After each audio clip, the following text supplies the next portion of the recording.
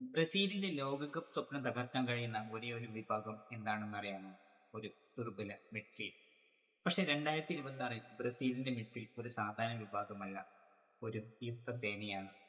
ആദ്യം വരുന്നത് മത്സരം നിയന്ത്രിക്കുന്ന മസ്തിഷ്കം ബ്രൂണോ ഗിമാരിയസ്. പന്ത് കാലിൽ കിട്ടിയാൽ മുഴുവൻ കളിയുടെ വേഗം നിയന്ത്രിക്കാൻ കഴിയുന്ന താരം. ഒരു സാധാരണ പാസ് പോലെ തോന്നും, പക്ഷെ അടുത്ത നിമിഷം അത് ഗോൾ അവസരമാകും. ബ്രസീലിന്റെ ആക്രമണം ആരംഭിക്കുന്ന പലപ്പോഴും അവന്റെ ചിന്തകളിൽ നിന്നാണ്. പക്ഷെ മിഡ്ഫീൽഡിന്റെ ഹൃദയം ബ്രൂണോ ആണെങ്കിൽ അതിന്റെ കവചം മറ്റൊരാളാണ്, കസമീരോ. ഫുട്ബോൾ യുദ്ധമാകുമ്പോൾ മുന്നിൽ നിൽക്കുന്ന അവസാന സൈനികൻ.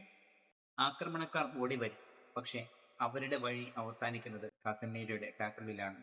വർഷങ്ങളായി ബ്രസീലിനെ രക്ഷിച്ച ഈ യോദ്ധാവ് ഒരിക്കൽ കൂടി ചരിത്രം എഴുതുമോ? അല്ലെങ്കിൽ സമയം അവനെ തോൽപ്പിക്കുന്നു? പക്ഷെ യുദ്ധഭൂമിയിൽ മതിലുകൾ വേണം. അതിനായിട്ടാണ് ബ്രസീലിന് ഫബീനിയോ. കാലുകൾ, അസാധാരണ വായനശേഷി. എതിരാളികൾ ആക്രമണം തുടങ്ങുമ്പോൾ തന്നെ അത് അവസാനിപ്പിക്കാൻ തയ്യാറായിരിക്കുന്ന മനുഷ്യൻ. ഒരു തടയൽ, ഒരു ഇന്റർസെപ്ഷൻ. ചിലപ്പോൾ അതാണ് ഒരു ലോകകപ്പ് രക്ഷിക്കുന്നത്. എന്നാൽ ബ്രസീൽ ടീമിലെ ഏറ്റവും അപകടകാരിയായ പേര് ഇനിയും ബാക്കിയുമുണ്ട്, ലൂക്കാസ് പക്വേറ്റ. കാരണം അവൻ നിയമങ്ങൾ പാലിക്കാറില്ല, അവൻ കളിയെ പുനഃസൃഷ്ടിക്കാൻ. Lucas Paqueta.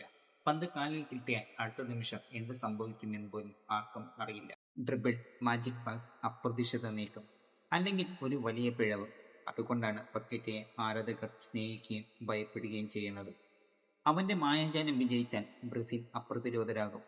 പക്ഷേ അത് പരാജയപ്പെട്ടാൽ മുഴുവൻ രാജ്യം നിശബ്ദമാകും.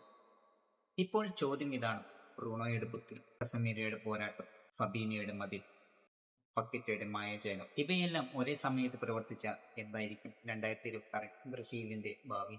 2026 ലോകകപ്പ് വീണ്ടും ബ്രസീലിലേക്ക് മടങ്ങും, അല്ലെങ്കിൽ ലോകം കാത്തിരിക്കുന്ന ഏറ്റവും വലിയ ഞെട്ടലുകൾ ഇനിയും സംഭവിക്കുന്നു? കാത്തിരുന്ന് കാണാം ബ്രസീലിന്റെ 2026 വേൾഡ് കപ്പ് പോരാട്ടങ്ങൾ.